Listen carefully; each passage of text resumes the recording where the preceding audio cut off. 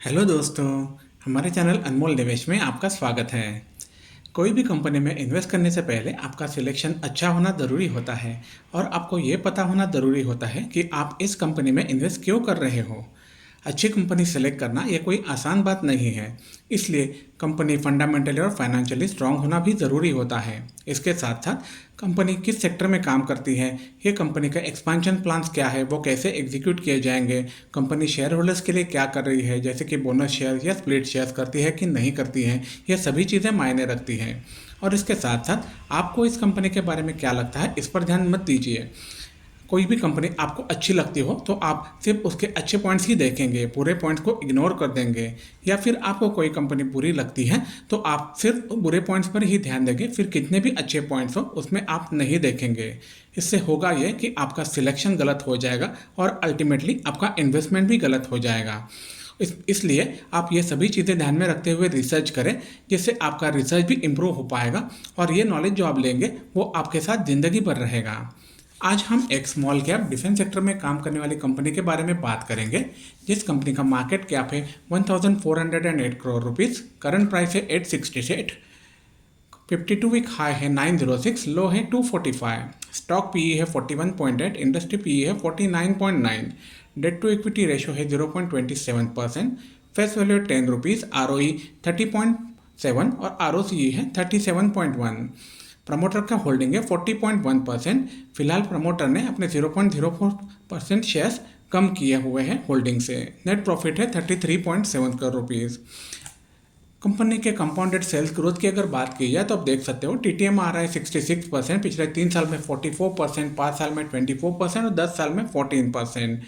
Compounded sales growth ही transfer हुआ है profit growth में, इसके कारण से टीटीएम आ रहा है 59%, पिछले 3 साल में 41%, 5 साल में 36 और 10 साल में 17%। और आपको पता है शेयर मार्केट में कंपनी का भाव तभी बढ़ता है जब कंपनी का प्रॉफिट बढ़ता है। इसके कारण से कंपनी का स्टॉक प्राइस CAGR है 1 साल में 192%, पिछले 3 साल में 114%, 5 साल में 61 और 10 साल में 50%।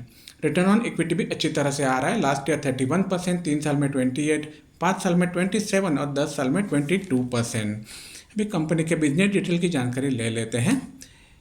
ये कंपनी एरोस्पेस और डिफेंस सेक्टर में काम करती है, जैसे कि वायरलेस और सैटेलाइट कम्युनिकेशन प्रोडक्ट बनाती है, जिनका डिज़ाइनिंग, डेवलपिंग और मेंटेनेंस भी यही करती है। इसके अलावा डिफेंस इलेक्ट्रॉनिक्स में काम करती है, सॉफ्टवेयर एप्लीकेशंस का डेवलपमेंट और नेटवर्क मैनेजमेंट भी ये कंपनी करती है। ये company INSAT based mobile satellite services का काम करती है मिलिट्री एप्लीकेशंस के लिए। इसके अलावा इंडियन रेलवेज़ के लिए इन्होंने real time cost effective solution भी बनाया हुआ है, जिनसे रेलवेज़ को पोजीशन डिटरमाइन हो पाता है। इसके साथ साथ कंपनी रडार सिस्टम भी डेवलप करती है मिलिट्री एप्लीकेशंस के लिए। ये कंपनी का 80% रेवेन्यू आता है मिनिस्ट्री ऑफ डिफेंस से। इस कंपनी के क्लाइंट्स हैं जैसे कि अलग अलग है, जैसे कि Indian army, Indian railways, Indian air force, Indian navy, ISRO, DRDO, LNT इत्यादि।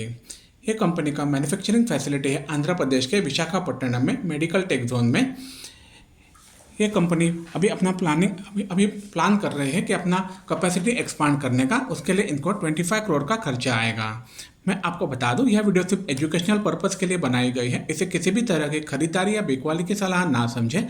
कोई भी आर्थिक निर्णय लेने से पहले अपने वित्तीय सलाहकार से सलाह ज़रूर लें। अगर कंपनी के क्वार्टरली प्रॉफिट और लॉस स्टेटमेंट की अगर बात की जाए तो आप देख सकते हैं सितंबर 20 में कंपनी का सेल था 12.52 करोड़ रुपीस, जो कंटिन्यूसली बढ़ते हुए सितंबर 22 में हो गया 36.23 करोड़ रुपीस, दिसंबर 22 में 38.68 करोड़, मार्च 23 में यह हो गया था 52.38 और जून 23 में हो गया है 68.9%। पिछले साल के मुकाबले यह लगभग 32% राइज किया हुआ है कंपनी ने अपने क्वार्टरली सेल्स में। एक्सपेंसेस की अगर बात की जाए तो देख सकते हैं कंपनी के एक्सपेंसेस भी बढ़े हुए हैं, क्योंकि ये ज़रूरी होती है सेल बढ़ाने के लिए, और इसी हिसाब से कंपनी का ऑपरेटिंग मार्जिन भी अच्छी तरह से मेंटेन किया हुआ है कंपनी ने। वही हिसाब हमें दिखता है नेट प्रॉफिट में। भले ही जून 23 के क्वार्टर में प्रॉफिट थोड़ा कम हुआ है, लेकिन अच्छा प्रॉफिट मेंटेन कर रही है कंपनी। कंपनी के yearly profit and loss statement की अगर बात की जाए तो हम देख सकते हैं मार्च 13 में कंपनी का सेल्स था 43 करोड़ रुपीज़, जो बढ़ते हुए मार्च 21 में हो गया है 78 करोड़ रुपीज़, जो पिछले साल के मुकाबले 50% ज़्यादा है। मार्च 23 में 35% बढ़ के ये हो गया है 105 करोड़ रुपीज़ और मार्च 23 में 46% बढ़ के हो गया है 154 करोड़ रुपीज़ और टीटीएम इससे भी आगे बढ़ गया है। एक्सपेंसेस भी हम देख सकते हैं, मार्च 13 में कंपनी का एक्सपेंसेस था 33 करोड़ रुपीज़, जो मार्च 21 में 56 करोड़ हो चुका है, जो पिछले साल के मुकाबले 51% ज़्यादा है। और ये मार्च 22 में 37% बढ़ के हो गया है 77 करोड़ रुपीज़ और मार्च 23 में हो गया है 105 करोड़ रुपीज़। ये भी पिछले साल के मुकाबले 37% ज़्यादा है। एक्सपेंसेस कम करने में और कंपनी स्टेबल रखने में कामयाब हुई है। इसके बाद भी कंपनी का सेल्स बढ़ा हुआ है, ये काफ़ी अच्छी चीज़ है कंपनी के लिए। इसके साथ साथ हम देख सकते हैं नेट प्रॉफिट, अगर मार्च 13 में कंपनी का नेट प्रॉफिट था 7 करोड़ रुपीज़, जो मार्च 21 में बढ़ के हो गया है 15 करोड़ रुपीज़, जो पिछले साल के मुकाबले 37% ज़्यादा था। मार्च 22 में ये बढ़ के हो गया है 19 करोड़ रुपीज़, जो पिछले साल के मुकाबले 27% ज़्यादा था। और यही चीज़ कंटिन्यू है मार्च 23 में ये 30 करोड़ हो चुका है, जबकि ये 37% राइज है कंपनी के नेट प्रॉफिट में। ईपीएस भी अच्छी तरह से बढ़ता हुआ दिख रहा है। अभी हमने जो बातें की वो आपको ग्राफिकल रिप्रेजेंटेशन में ज़्यादा अच्छी तरह से समझ आएगी। कंपनी के बैलेंस शीट की अगर बात की जाए तो हम देख सकते हैं मार्च 13 में कंपनी के रिजर्व थे 14 करोड़ रुपीज़, जो बढ़ते हुए मार्च 21 में हो गए 62 करोड़ रुपीज़, जो पिछले साल के मुकाबले 29% ज़्यादा है। यही रिजर्व मार्च 22 में 80 करोड़ हो चुके थे, जो पिछले साल के मुकाबले 29% ज़्यादा है। और मार्च 23 में ये 20% बढ़ के हो गए हैं 96 करोड़ रुपीज़। ये भी कंपनी के लिए काफ़ी अच्छी बात है। अगर कंपनी के बोरिंग्स को देखा जाए तो कंपनी के बोरिंग्स थे मार्च 12 को 3 करोड़ रुपीज़, जो बढ़ते हुए मार्च 14 में हो गए थे 11 करोड़ रुपीज़। उसके बाद में कंपनी ने कंटिन्यूस रिडक्शन किया था अपने बोरोइंग में और मार्च 18 में 0 कर दिया था, लेकिन अभी कंपनी एक्सपांशन मोड में है। इसके कारण से मार्च 21 में फिर भी उन्होंने बोरिंग अपने बढ़ाए हुए हैं। मार्च 21 में थे 3 करोड़, बाद में मार्च 22 में 16 करोड़ और मार्च 23 में हो चुके हैं 30 करोड़ रुपीज़। एक्सपांशन के लिए ज़रूरी होता है, इसलिए बोरिंग काफ़ी अच्छे दिख रहे हैं। अगर कंपनी इस बोरिंग को अच्छी तरह से इस्तेमाल करती है तो ज़रूर अच्छे रिजल्ट दे पाएगी। अभी हमने जो बातें की वो आपको ग्राफिकल रिप्रेजेंटेशन में ज़्यादा अच्छी तरह से समझ आएगी। कंपनी के शेयर होल्डिंग पैटर्न की अगर बात की जाए तो हम देख सकते हैं कंपनी के प्रमोटर्स के पास सितंबर 20 में थे 40.48% शेयर्स, वो कंटिन्यूसली जून 23 तक वो कम हो गए थे 40.14%। उसके बाद में ये कंटिन्यू थे मार्च 23 तक। अभी जून 23 में उन्होंने कुछ शेयर्स अपने कम कर दिए हैं, 40.10% कर दिए हैं। पब्लिक के पास है 59.88% शेयर्स। अभी हमने जो बातें की वो आपको ग्राफ में अच्छी तरह से समझ आएगी।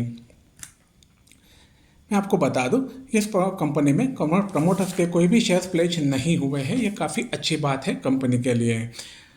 इसके साथ साथ मैं आपको बता दूं, ये वीडियो जो है सिर्फ एजुकेशनल पर्पज़ के लिए बनाई गई है। इसे किसी भी तरह की खरीदारी या बिकवाली की सलाह ना समझें। कोई भी आर्थिक निर्णय लेने से पहले अपने वित्तीय सलाहकार से सलाह ज़रूर लें। कंपनी के एक साल के चार्ट की अगर बात की जाए तो हम देख सकते हैं पिछले एक साल में कंपनी का प्राइस एक स्टेबल रेंज में चल रहा था, लेकिन अच्छे रिजल्ट आने के बाद में जून 23 में काफ़ी ऊपर गया था और अभी भी ऊपर ही है। इसके साथ में आपको स्टेबल होते हुए दिख रहा है 800-700 के बीच में। ऑल टाइम चार्ट की अगर बात की जाए तो हम देख सकते हैं जन 18 से कंपनी का रिजल्ट काफ़ी अच्छा आया था, लेकिन उसके बाद में वापस से प्राइस नीचे आया, 100 के आसपास में था। वो एक पर्टिकुलर रेंज में चल रहा था जन 21 तक। उसके बाद में कंपनी जैसे अच्छे रिजल्ट पोस्ट करना शुरू हो गया, कंपनी का भाव अच्छी तरह से बढ़ रहा है। इसी तरह से कंपनी आगे बढ़ती रही तो ये कंपनी ज़रूर मल्टीबैगर बन सकती है। हम जिस कंपनी की बात कर रहे हैं उस कंपनी का नाम है एवेंटल लिमिटेड। ये कंपनी डिफेंस सेक्टर में काम करती है, अलग अलग प्रोडक्ट बनाती है, जैसे कि wireless satellite communication product, defence electronics, radar system development और नेटवर्क मैनेजमेंट करती है, सॉफ्टवेयर एप्लीकेशंस का।